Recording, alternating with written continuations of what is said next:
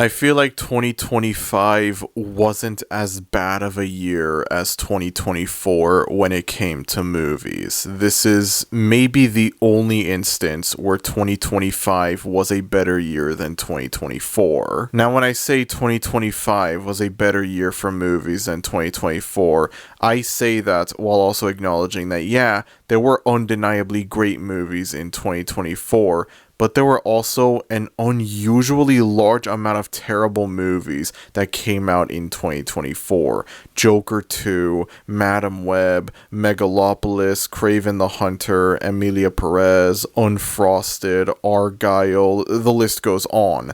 It was crazy to me how many terrible movies came out in 2024. And I understand that this is most likely because of the 2023 strikes. I understand that fully. But even then, it's just like, damn, it's crazy how many bad movies came out in 2024.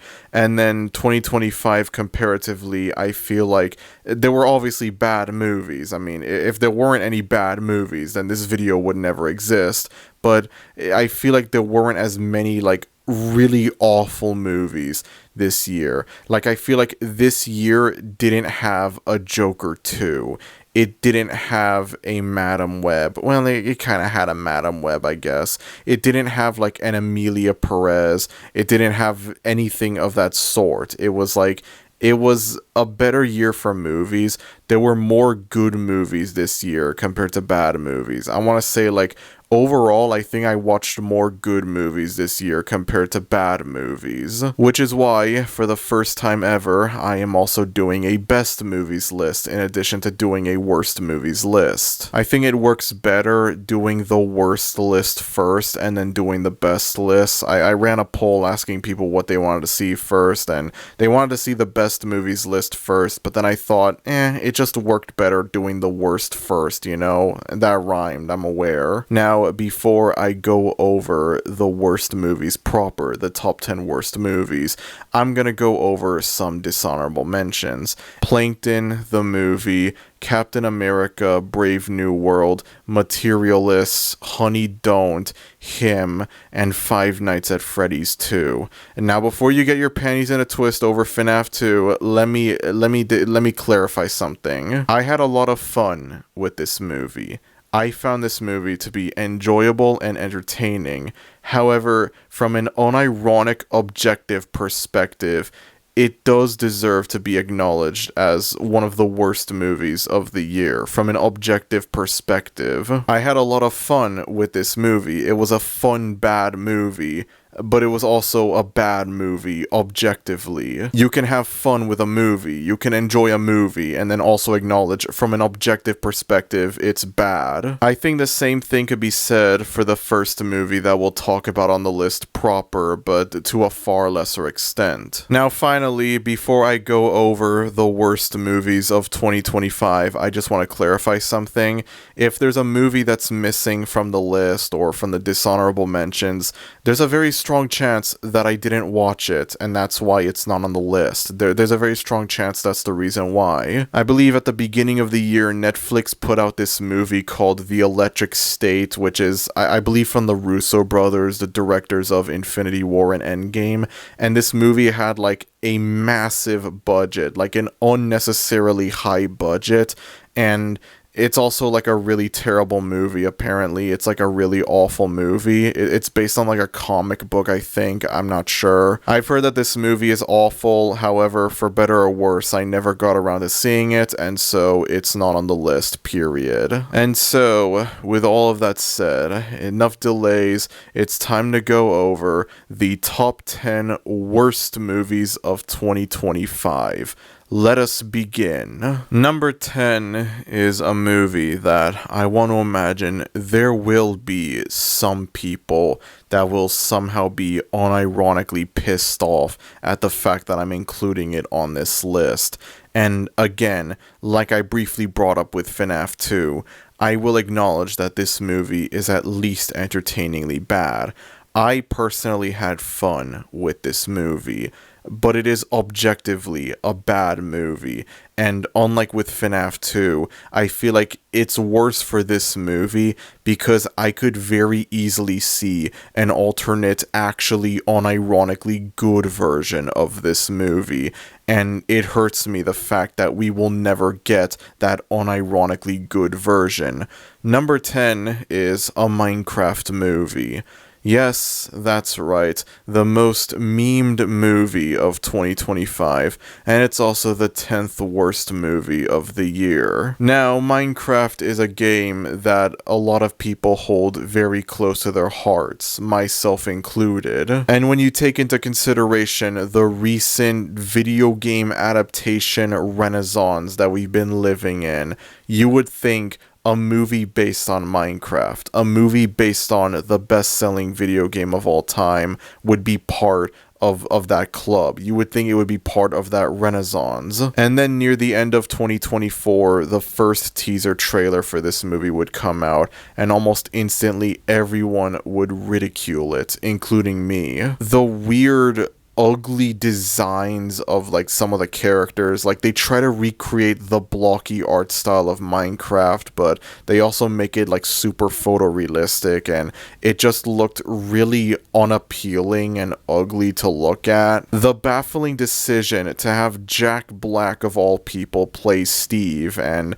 it's more or less just Jack Black being Jack Black. There's nothing to make him Steve besides the fact that, oh yeah, he wears a blue shirt, or I guess a sweater or whatever, a vest for Jack Black's case. He wears a blue shirt. That means he's Steve. I understand Steve doesn't really have much of a character, much of a personality, but even then it just seemed like, yeah, this was Jack Black playing Jack Black. That's it. And the very predictable, generic story that one could already tell just from watching the trailer alone of these four characters from the real world entering the Minecraft world, and they have to try and find a way out. It's like a very unoriginal, predictable, been there, done that story. A lot of people thought that this movie would be awful, it would bomb at the box office, and that's it.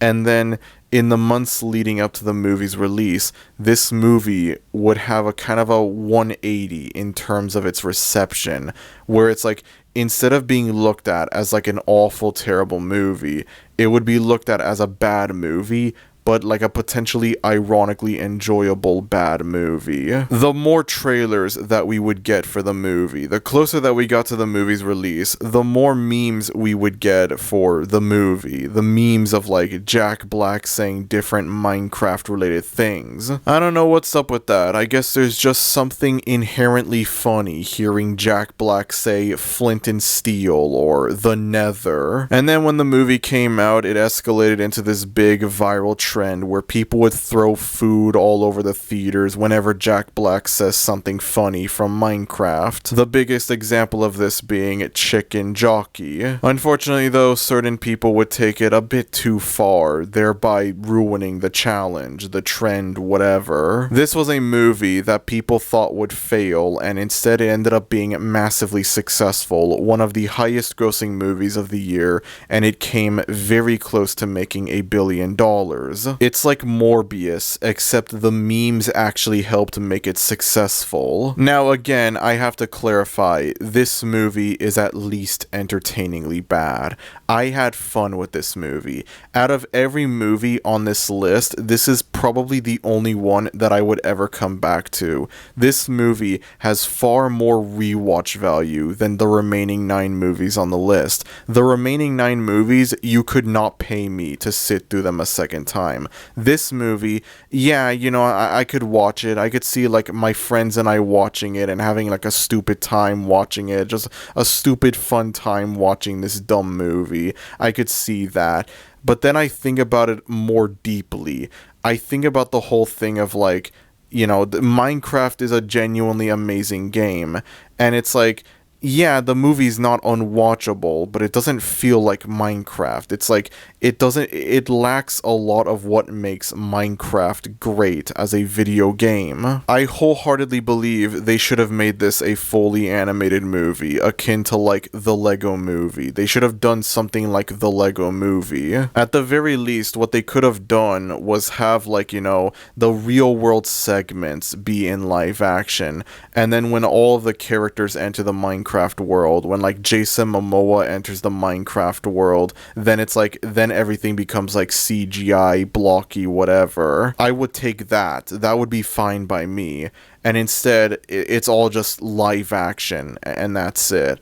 And I feel like that is a massive missed opportunity right there. This movie is also incredibly generic and predictable, and I understand this is like a stupid kids movie and whatever, but I don't know, it hurts me, the idea that like, Minecraft is an amazing game, and I feel like there should be more substance to this movie instead of just having it be like dumb brain rot slop, I think about like going with the Lego movie. Like, the Lego movie has substance. It has like themes behind it. No one expected it to be a great movie, and yet it ended up being a great movie. No one expected it to be thought-provoking, and it ended up being thought-provoking.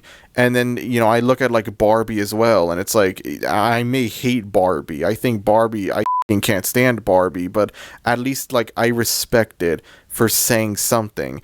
It's not just some soulless, dull movie, it actually, like, I would never expect a Barbie movie to be thought-provoking, but it is, and even if I don't like the movie, I can at least respect it for that. It's like Lego and Barbie are able to do it, why can't Minecraft do it? It feels like a massive missed opportunity right there. I feel like this movie works a lot better if you look at it as a parody of Minecraft, rather than like a genuine, unironic film adaptation of Minecraft. If you look at this movie as something made to spoof Minecraft, then it works automatically. Then it becomes a 10 out of 10. But then, like, you look at this as an unironic film adaptation of Minecraft, and it just falls flat. A lot of what makes Minecraft great is completely missing from this movie. And I don't want to come off as like a boring, pretentious nerd who hates fun and whatever. I don't want it to be like, oh, the people like Chicken Jockey and they find it funny and they're not allowed to. Don't find it funny. Flint and Steel is not funny, guys. I don't want to be like that. But then it's like, I think of like the memes from this movie. I think of the whole thing of like, they say unalive at one point. There's a character in the movie that's actually named General Chungus. There's a fucking big Chungus reference in the Minecraft movie released in 2025. And not only that, but there's a scene in the movie where he says unalive. It's like, I find that funny. I can laugh at that because it's stupid and ridiculous. And then I start thinking more about like this alternate Lego movie-esque Minecraft movie, this fully animated Minecraft movie that it doesn't have any real world crap in it. It fully captures the spirit of Minecraft, the essence of Minecraft. I think about like that movie.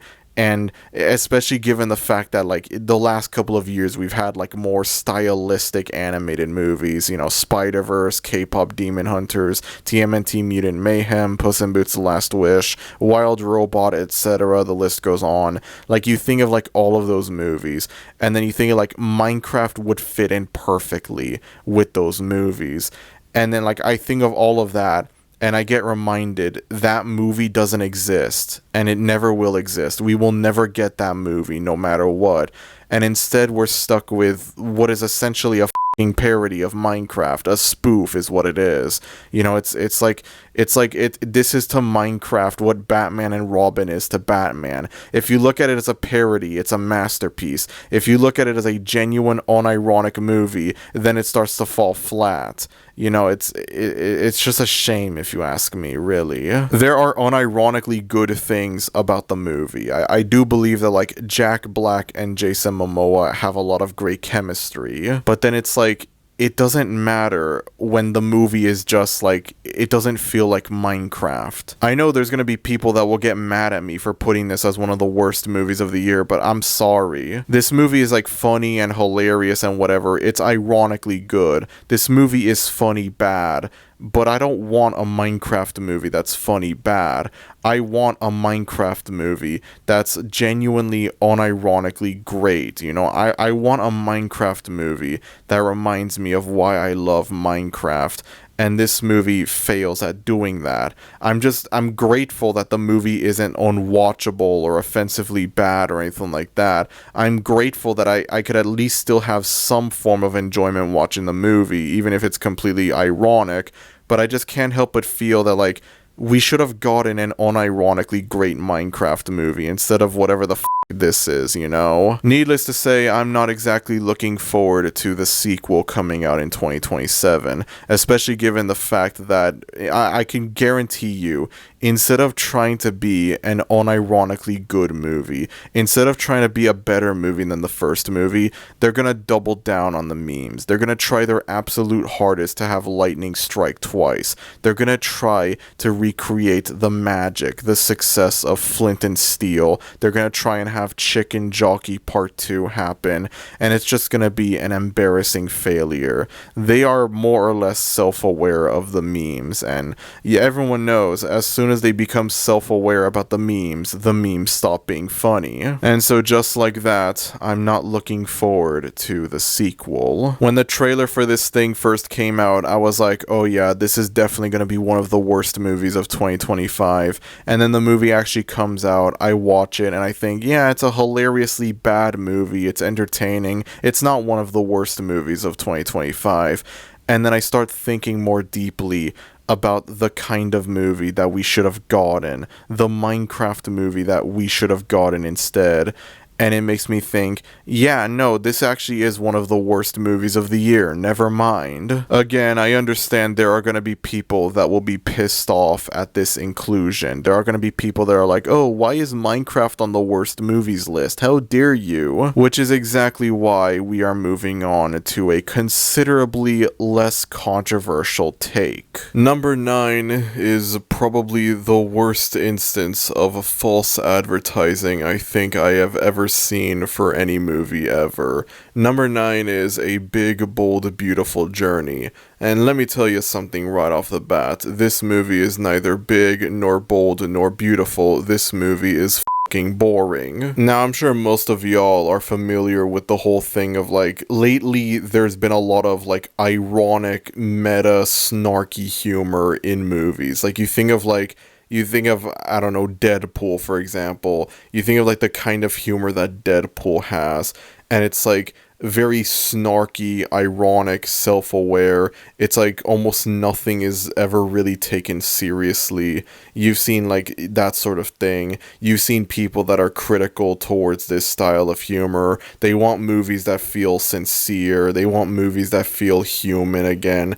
And you know, I get that. I understand that. And then this movie, I think, is proof that, like, a movie being overtly earnest, overtly sincere can be just as bad as, like, an overtly snarky, sarcastic, ironic movie. The whole time I'm watching this movie, it just has this very, like, schmaltzy feel to it. It has this, like, very, like, lame, cheesy feel. And I understand people are gonna be like, bro, what were you expecting from a fantasy rom-com, you know? What was I expecting? And yeah, okay, good point right there. I wasn't expecting big, epic action scenes or anything like that. I wasn't expecting, like, you know, amazing, life-changing stuff like that. But even then, even for rom-com standards, I found this movie to be exceptionally lame and honestly just kind of boring as well. It tries to be all whimsical and fantastical, and it feels like it gets to the point where it feels like self-parody more than anything else. Out of every movie on this list, this is probably the one movie that's like, I could see this being a good movie the most. This is the one that I think comes the closest to being a good movie. I'm gonna be excluding Minecraft because in order for Minecraft to be an unironically good movie, there would have to be a lot of changes, and I mean a lot of changes. You would have to more or less create a completely different fucking movie in order to have a Minecraft movie be unironically good. Whereas this movie, I think, has moments where, yeah, this could be a good movie. And yet, the whole time I'm watching it, I was just bored out of my mind watching it. It has this like very schmaltzy feel to it, where it's like overtly sweet and whimsical, and it feels like a parody of itself. This feels like a movie that would have come out in like the 90s or something. There's nothing about this movie that screams at 2025. This feels like I'm watching a bad 90s movie. It feels like I'm watching a bad Disney movie. More specifically, a bad old Disney movie, not a bad modern Disney movie. There's a difference between the two. This difference will become very obvious with some of the later movies on this list. I don't even hate this movie necessarily, you know. Again, 2025 I thought was not as bad of a year for movies as 2024, in the sense that like there weren't as many like really awful movies. It's like, yeah, this movie is number 9, this movie is in the bottom 10, and yet at worst, I'd say maybe this movie is like a 4 out of 10 and that's it. It just strikes me as a very flat, very weak movie with nothing really interesting going for it. It is a journey, I suppose. It is a journey. There is a journey in the movie, so the title is not 100% false advertising. But I'm not sure if I want to call it a big, bold, or beautiful journey, let alone a mixture of all three combined. Margot Robbie and Colin Farrell try their absolute hardest to save this movie, and it's like, yeah, the acting is great for both of them, but unfortunately the chemistry is barely felt between the two. At no point watching this movie did I ever think, oh yeah, you know, I want to see them get together, you know, give me that classic old-fashioned Hollywood ending where they kiss. Let me see that, man. At no point did it ever feel like that to me. And the entire movie just radiated this very cheesy, schmaltzy feel. Like, even for rom-com standards, there's something exceptionally lame about this movie. Again, it feels like a bad 90s movie. There's nothing about this movie that screams 2025. It feels like a parody of itself. And how could I possibly forget the incredibly baffling, out-of-place Burger King product placement that this movie has. This movie tries its absolute hardest to be magical and whimsical and fantastical, and then it hits you with the Burger King product placement, and it's like, it just juxtaposes itself against the magical feel that the movie is supposed to have. This movie is what I like to call a Theater 9 movie. Now, some of you might be asking, what the hell is a Theater 9 movie? Well, I have a local movie theater that I go to, an AMC, and it has 9 auditoriums in it, and the 9th and final auditorium is like all the way in the back of the theater, and it's like, most of the time, it's like, sometimes they play like movies that are like late into the run, they'll play it there, you know, movies that are like, they're still playing in theaters, but now they're starting to lose their steam, they'll just play it in Theater 9 for people who still want to go out and see it. And then like, when a new movie comes out and it's like, it's very obvious that no one gives a shit about this new movie, they just put it out in Theater 9. They just put it out in Theater 9. Like back in 2024, for example, I watched Harold and the Purple Crayon in theaters, and it's like, that was a Theater 9 movie. I'm pretty sure that was the movie that sparked the idea of a Theater 9 movie. This right here is a in Theater 9 movie. This is like a who cares movie. I'm honestly not surprised that this movie ended up bombing. It wasn't a very good movie. I don't want to hate this movie. I think this movie has a lot of potential to be good, but like, it as it stands, it just feels very flat and weak. It's like it's too schmaltzy. It's too like cheesy for my taste. It feels like a bad 90s movie more than a bad 2025 movie. There's nothing about this that screams at 2025. It feels like it's trying way too hard to be whimsical and magical to the point where I get secondhand embarrassment watching it. It feels like I'm watching a self-parody. Maybe it's because of my irony-laced brain. Maybe I've gotten used to like irony taking over. Maybe it's because I've become super f***ing cynical in 2025 going into 2026.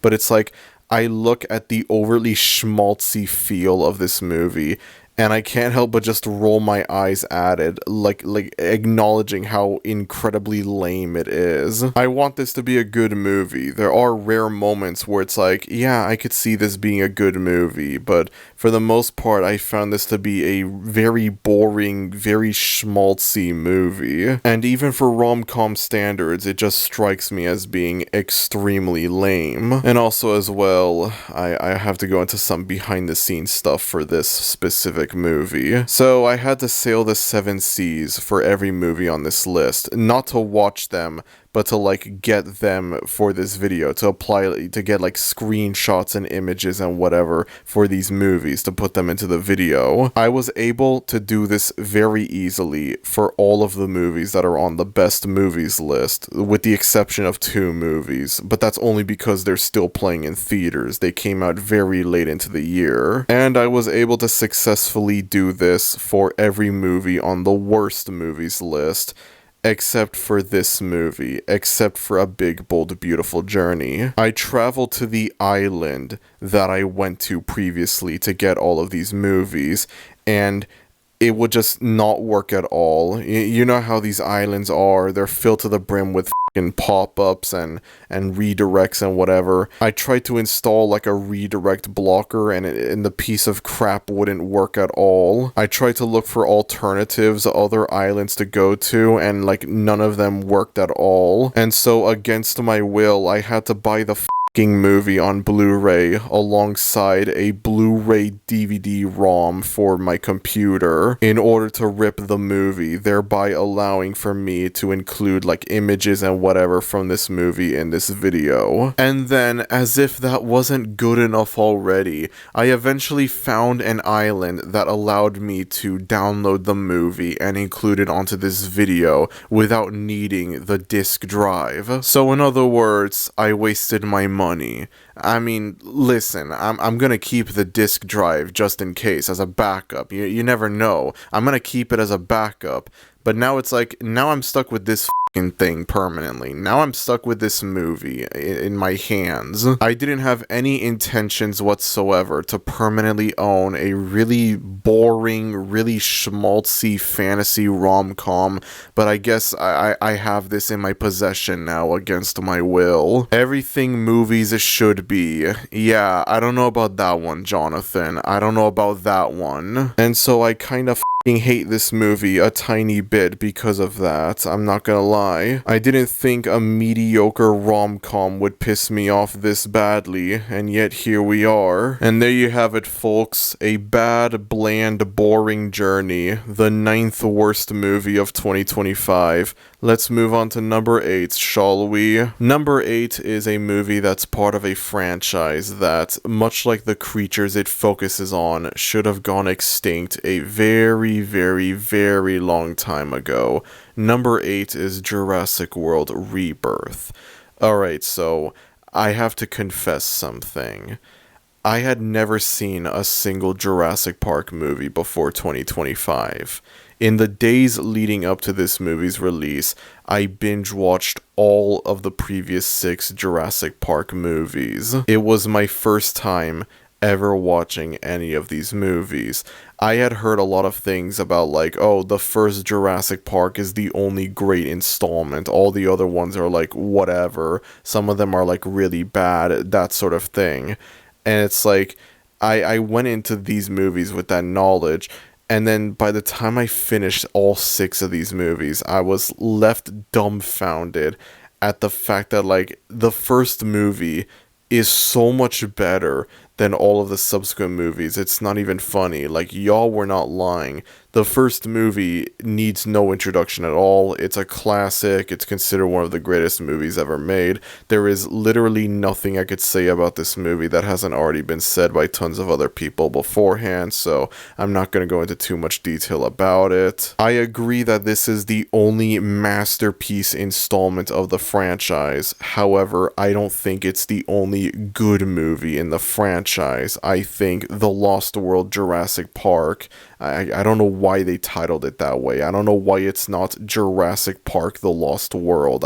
I don't know why they put the subtitle first. That's weird. It's like saying The Empire Strikes Back Star Wars or Judgment Day Terminator 2. You know, it feels weird saying it. But getting back on topic, I think The Lost World Jurassic Park and the first Jurassic World are, for what they're worth, pretty good movies. They obviously don't hold a candle to the original, but I don't think they're bad movies either. The first Jurassic World in particular I find to be pretty decent. I'd say it's the second best movie in the franchise. Jurassic Park 3 I thought was incredibly mediocre. It's not a terrible movie, I don't hate it necessarily, but it also doesn't really do anything new or fresh. It doesn't have anything really remarkable about it. I feel like I started suffering franchise fatigue by the time I got to this movie, and yeah, considering the fact that I was still early on into this franchise binging it,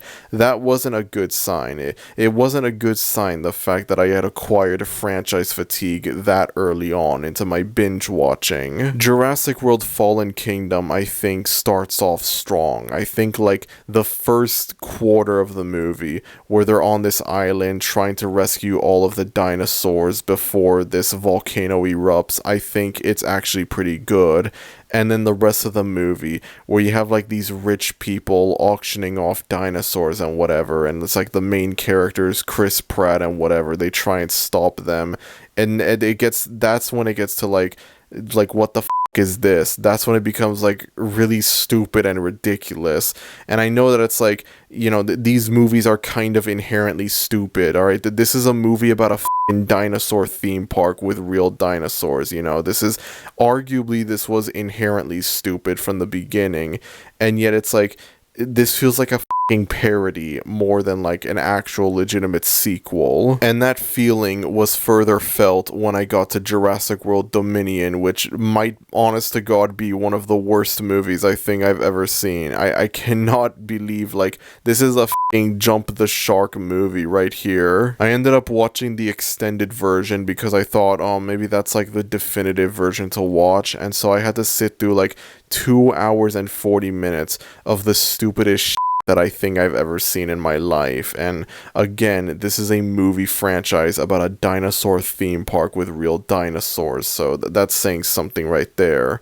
And then we cut to Rebirth. We get to Rebirth, and yeah, Rebirth is whatever. Again, it's very flat and unremarkable. I've seen a lot of people compare this movie to Jurassic Park 3, and I think, yeah, the two movies are very similar. Rebirth over here is supposed to be the third fresh start in this franchise after the first Jurassic Park and the first Jurassic World. And unlike the first Jurassic Park, which, I mean, come on, it was the start of it all. It was where everything began. And unlike the first Jurassic World, where it actually felt like they expanded upon everything, it felt like it had new things to say, this movie doesn't do anything new or remarkable. I watched this movie, and it just reeks of, yeah, we're running out of ideas, we're running out of new things to do. I think the best thing that I can say about this movie is that it's better than Dominion. It is a masterpiece when compared to Dominion. Dominion is such an awful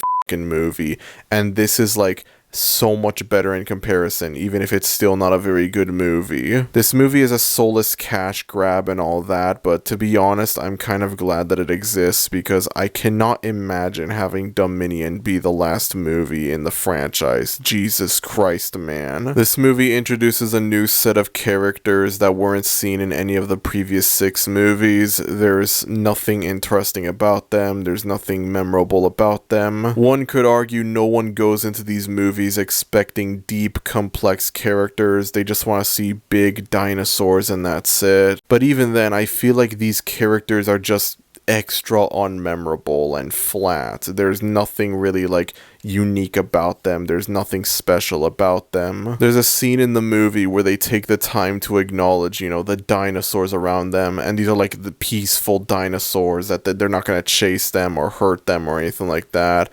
And it's like, this was like an amazing thing to watch the first time around back in 1993, but then it's like the 7th time in 2025, it doesn't feel very fresh anymore. It feels kind of stale to do, and it just further emphasizes the we're running out of ideas for this franchise vibe that I get from this movie. So like all of the main characters, like Scarlett Johansson and whatever, they're supposed to be like scientists. They travel to this island with the dinosaurs to find this like cure for cancer or whatever the does anyone actually care, honestly? Does anyone actually care if I get the storyline wrong for Jurassic Park 7? Be real with me, man. And along the way, they come across this family as well that, like, they're on vacation and they end up getting stranded on this island. They end up meeting up with the scientists, and these characters also, again, don't really do anything interesting. There's almost no reason to really care about them. I believe it was like there were 4 characters in this family. It's like there was a father, there was a little boy, there was a teenage daughter and her boyfriend, and that's it.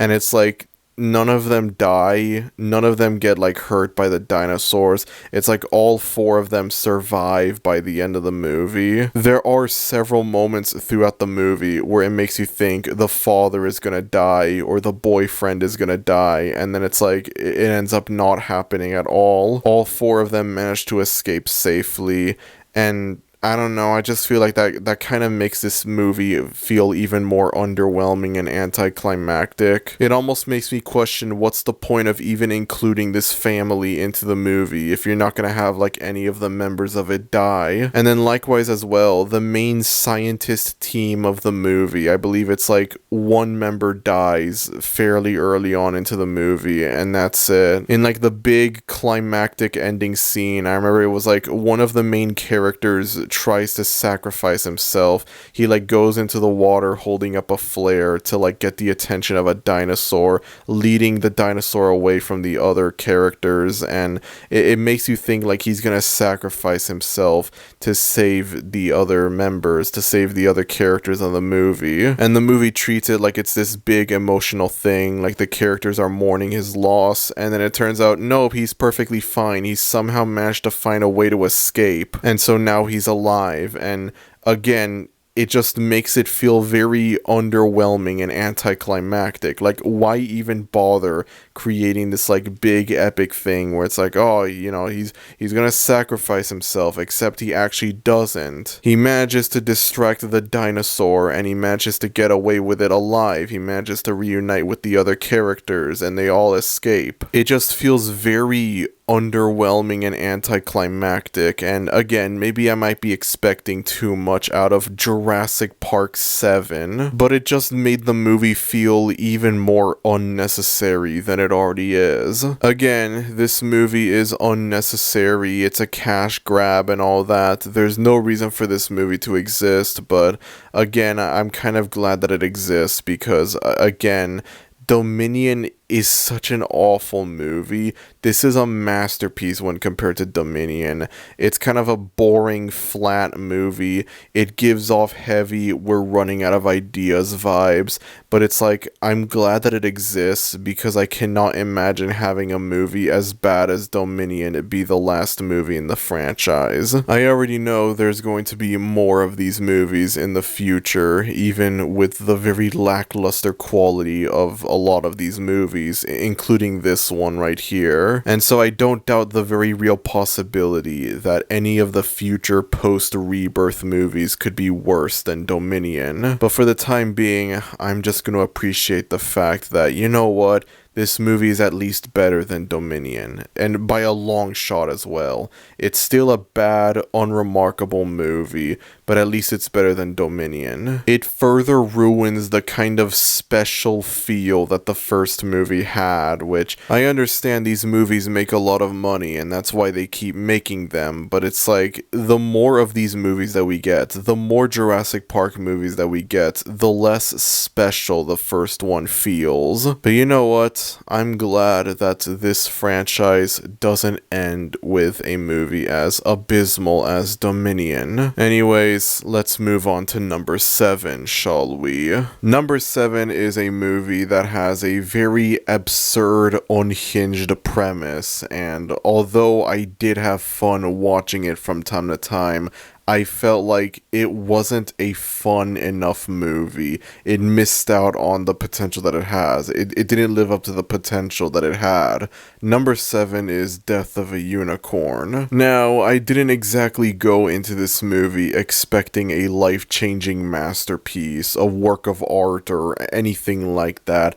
I knew what I was getting into going into this movie. This movie is supposed to be an absurd, fun comedy, and although, yeah, I did have fun watching it from time to time, it also didn't really feel as fun as I would have wanted it to be.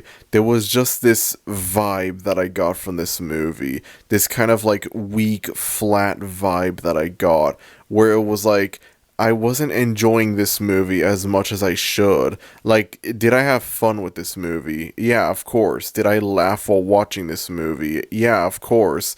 But it's not like I would ever come back to this movie again or anything like that. It doesn't give me anything to like, it doesn't live up to its premise. It doesn't live up to like the very unhinged nature of the movie's premise. This movie reminds me a little bit of a fellow A24 comedy Y2K in that in terms of premises, they're great movies. These two movies, I think they have a lot of potential to be fun movies. And unfortunately, I think both of these movies fall flat. I brought up Y2K as a dishonorable mention for the worst movies of 2024, and I feel like Death of a Unicorn isn't as much wasted potential as Y2K. Thinking about it more, I genuinely hate the fact that Y2K is not a much better movie, because I genuinely love the premise behind it. And then I watched the movie and it was like, I didn't enjoy it all that much. I didn't find it all that funny or entertaining. And then Death of a Unicorn, I feel like has a similar problem where,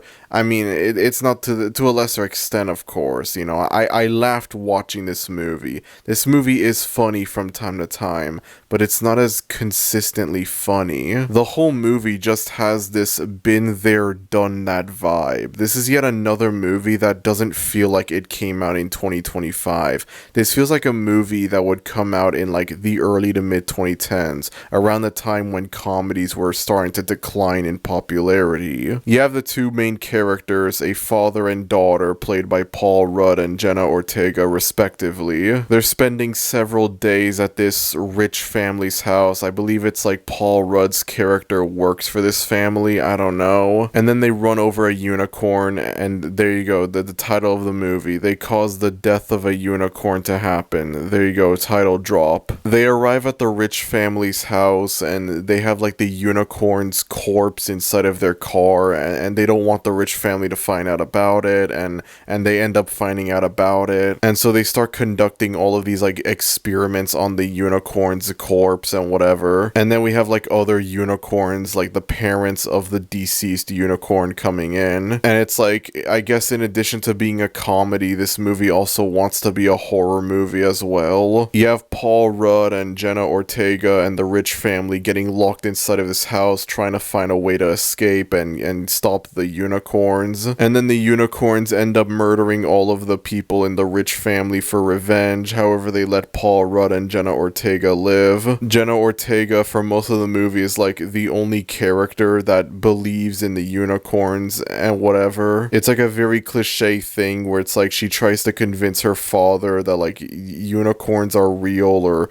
I don't remember what it was, to be honest, and then like Paul Rudd doesn't believe her at all. It's very cliche stuff that we have seen before in millions of other movies. I did laugh watching this movie from time to time. This is yet another movie that I feel like it's not terrible, but it's also not very good either. Midway into the movie, I just started thinking to myself, damn, you know what? I'm actually not enjoying this movie as much as I wanted to, honestly. I thought this movie would be better. I thought it would be like, it would live up to its really absurd premise, its really absurd title. For a movie called Death of a Unicorn, it's not really as unhinged as I would like it to be. Everything about this movie just feels very cliche and unoriginal. There's nothing to make it feel fresh or new. At no point while watching this did it ever feel like I was watching a movie from 2025. Damn, they really did put out the funniest comedy of 2013 in 2025, didn't they? The whole movie just felt very flat and weak. I was honestly kind of bored watching this movie from time to time. I don't hate this movie. Again, I understand that like people might be disappointed at the fact that like I'm not super harsh or negative towards any of these movies so far. But again, 2025, not as bad of a year for movies as 2024. I promise y'all we're gonna get to the stinkers eventually, okay? We're gonna get to the really bad garbage soon. But overall, Death of a Unicorn is a movie that's just, it can be fun from time to time. It has a great premise. It's a very like absurd, unhinged premise, but it doesn't live up to that absurd, unhinged nature. It's not as absurd or unhinged as I would like it to be. And the movie just has a very unoriginal, been there, done that feel. Like there's nothing about this that screams 2025. It just feels very cliche and derivative of older movies. Again, I understand this movie might not be top 10 worst movies of 2025 material, but again, 2025 was surprisingly light when it came to really bad movies, and it just so happened that this movie was one of the weaker ones that I would watch in 2025. I don't hate it, it's not a terrible movie, occasionally it's funny, occasionally it lives up to the very absurd nature of its premise, but generally I found this movie to be kind of boring and dull and not as fun as I would want it to be. Not a movie that I would ever come back to again a second time. Anyways, let's move on to number 6, and I have great news for y'all. Number 6 is when we start getting into the pretty bad stuff. Number 6 is a movie that, believe it or not, I was really hoping wouldn't be all that bad. I was surprisingly optimistic and hopeful that this movie could actually be pretty good, or at least not as bad as some of the movies similar to it that would come beforehand, especially a certain other movie that came out a few months beforehand that will be talked about later on this list. And unfortunately, this movie disappointed me. It didn't end up being the surprisingly good, not as bad as I expected movie that I wanted it to be. Number 6 is the Lilo and Stitch live-action remake. Now, I want to clarify something very important before I go over the movie. I have seen the original animated Lilo and Stitch, of course. I have seen it, but I haven't watched it in a very long time, alright? It was a very long time ago when I watched this thing. I didn't bother rewatching this movie when the live-action remake was coming out back in May, and I didn't bother rewatching it for this video. I didn't bother rewatching it or the live-action movie so I could, like, talk about it in this video. And, yeah, that ended up being a massive mistake looking back on it. But in all fairness, I did have this strange gut feeling in me telling me that the live action Lilo and Stitch remake wouldn't be all that bad. I'm sure if I rewatched the original animated movie and then I go back to the live action remake, I would probably hate the live action remake a lot more, and I would very likely place it much lower down on the list than at number 6. However, it's been a long time since I've seen the original animated Lilo and Stitch, and so the live action remake, I just think, yeah, number 6, that's a good place to put it. So this movie came out a few months after a certain other movie that will be talked about later on this list, and I thought this movie would be the complete polar opposite of that movie.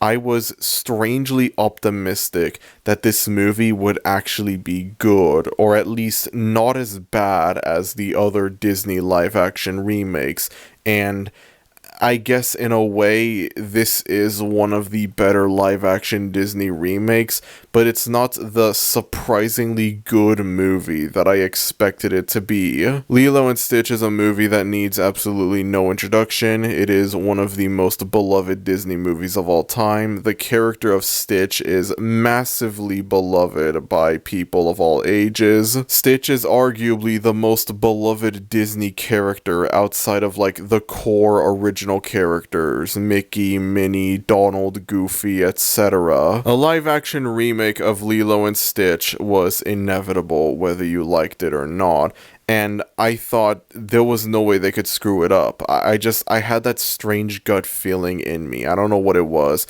I guess it was like the trailers didn't make the movie look all that bad. I guess, you know, it looked like a fairly decent movie from the trailers, actually. And then I ended up watching the movie itself, and I thought it was like okay, I suppose. I didn't hate it necessarily. It wasn't the surprisingly good movie that I wanted it to be, but it also wasn't a bad movie either. It wasn't an awful movie. And once again, keep in mind, I hadn't seen the original animated movie in a very long time. And then after the movie came out, there would be a lot of backlash towards it, the typical live-action remake bad stuff, but also the fact that this movie would change certain things from the original animated movie. Now, once again, I thought this movie would be the complete polar opposite of this other movie that will be talked about later on this list. I probably shouldn't be all vague and cryptic about it. I shouldn't be teasing it because I guarantee you everyone watching this knows exactly what movie I'm talking about, and yet I still feel like being vague and cryptic. I don't know why. But this other movie was widely controversial, easily one of the most controversial movies to come out in recent times, and I looked at this Lilo and Stitch remake and I thought, okay, this was going to be the complete polar opposite of that movie. This thing was going to be a lot more successful critically and commercially, and I mean, like, yeah, at the end of the day, Disney ended up winning with this movie. This movie made $1 billion. It was one of the highest grossing movies of 2025, and it's getting a sequel. You know, they ended up winning. Disney ended up winning with this movie. But that doesn't change the fact that there were people that did really hate this movie because it would change certain things from the original animated movie. And I didn't feel that way when I was actually watching it because, again, it had been a long time since I saw the original movie. I didn't feel like rewatching the original animated movie before this movie. I guess I was busy binge watching Mission Impossible for The Final Reckoning, and that's why I didn't have time to rewatch the original animated Lilo and Stitch. I did not sit through 7 movies just to prioritize the live-action Lilo and Stitch remake over the final Mission Impossible movie. Now, there is one thing that I will say about this movie that's good, and that is Stitch himself. I think they did an amazing job at bringing this character into live action, or I guess like photorealistic CGI is a more accurate term. They did a great job with this. Stitch still looks just as adorable as he did in the original animated movie. When you look at the live-action Disney remakes and their obsession with taking these beloved animated characters and making them realistic, It's like, it's a miracle they didn't do that with Stitch. It's a miracle they still kept that cartooniness in Stitch. And they did it in a way so it's like, it doesn't feel uncanny or anything like that. It genuinely looks really good. Stitch looks great in this movie. The other alien characters, namely Jumba and Pleakley, were unfortunately not as lucky. One pretty big change that this movie made from the original that a lot of people criticize it for was the fact that in the original animated movie, they would dress up as humans, but it would be like very poorly done disguises where it's like, it's obviously them, but everyone thinks they're just normal people. And then in the live action remakes, it's like they just transform into like normal human beings and that's it. And a lot of people were especially mad at the fact that, like, in the original animated movie, Pleakley would dress up as a girl. And I guess people would look at this as being, like, unintentional trans representation, unintentional, like, drag queen representation, I don't know. And apparently the director of the movie tried to include this into the live-action remake, but he was unable to. And when you take into consideration, this is Disney that we're talking about, and, this was also 2025, it's the pretty big elephant in the room for 2025. When you take that into consideration, yeah, that this is not really surprising at all.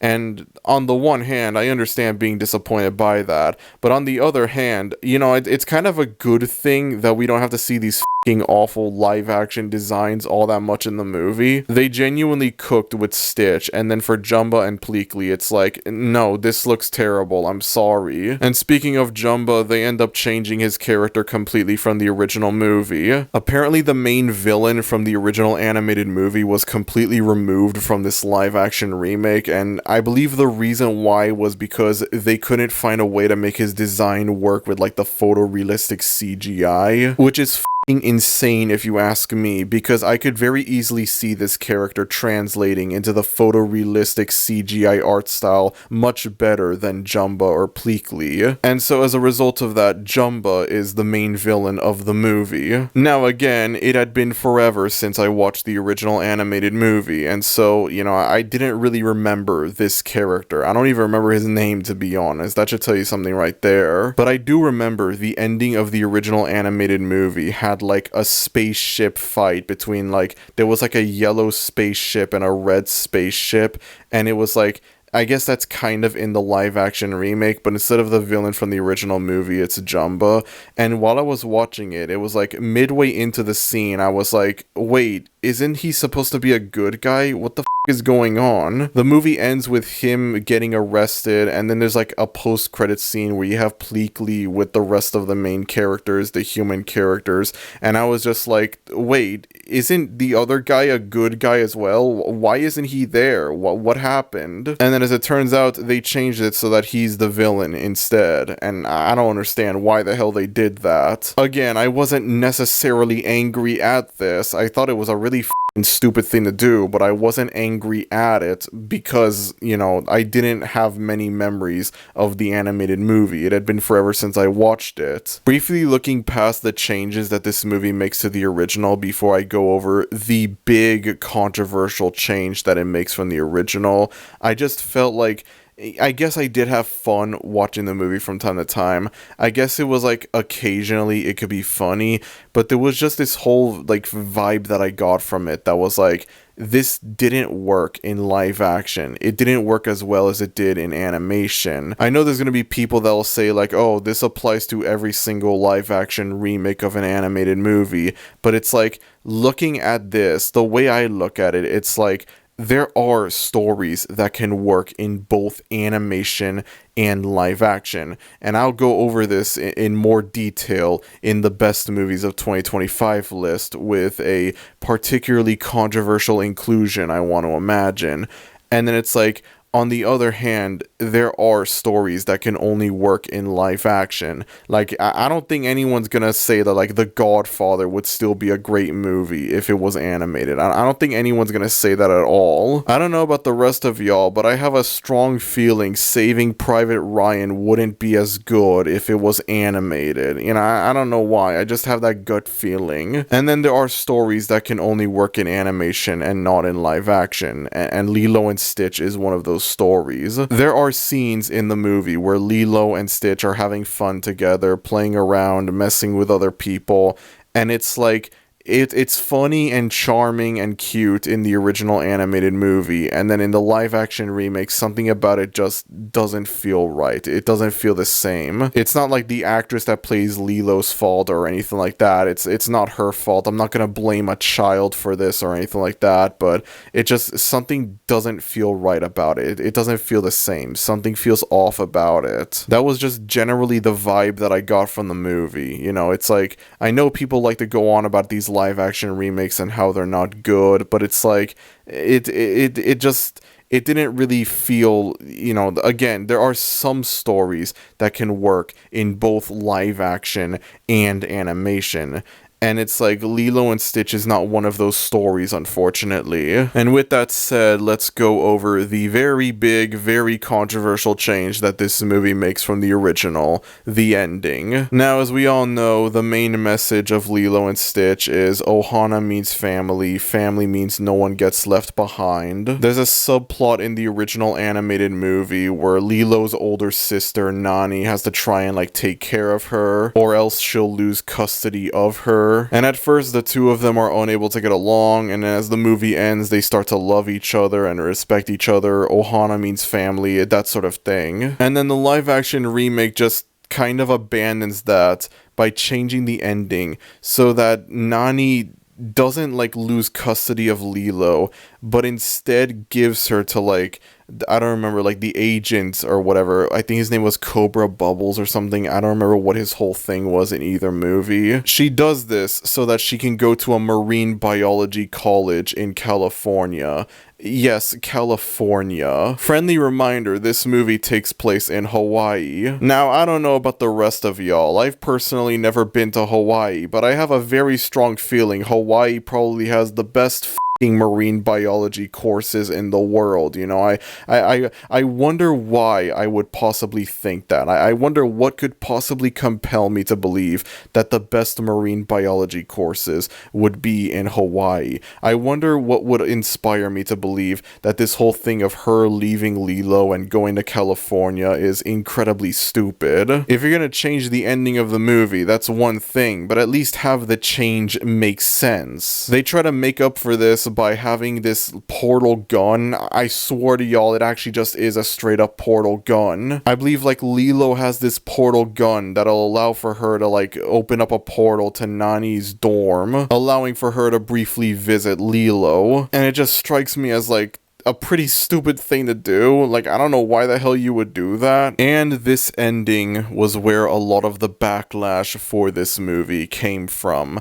I was genuinely expecting this to be a controversy-free movie. Again, I expected this to be the polar opposite of this other movie that will be talked about later on this list, and then it ends up being controversial itself. Isn't that wonderful? Now, I'm going to admit something that I understand will make a lot of people angry, but I can assure you, I have my reasons to back it up.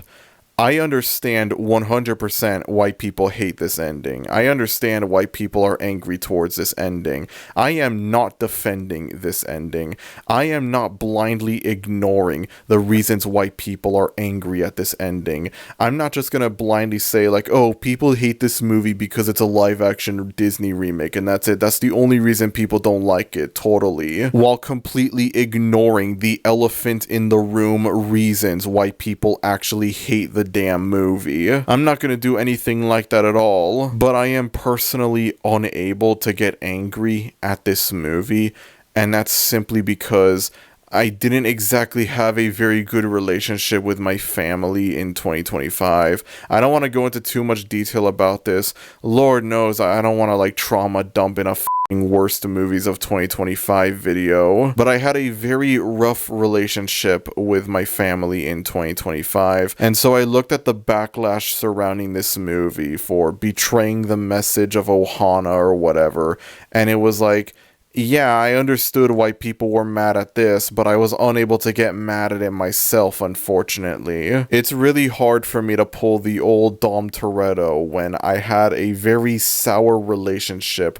with my family all throughout 2025. And unfortunately, I don't think things are going to improve in 2026. Anyways, Jesus, this segment has been going on for much longer than the other segments. I apologize for that. Alright, let's move on to the top 5. Just like that, baby.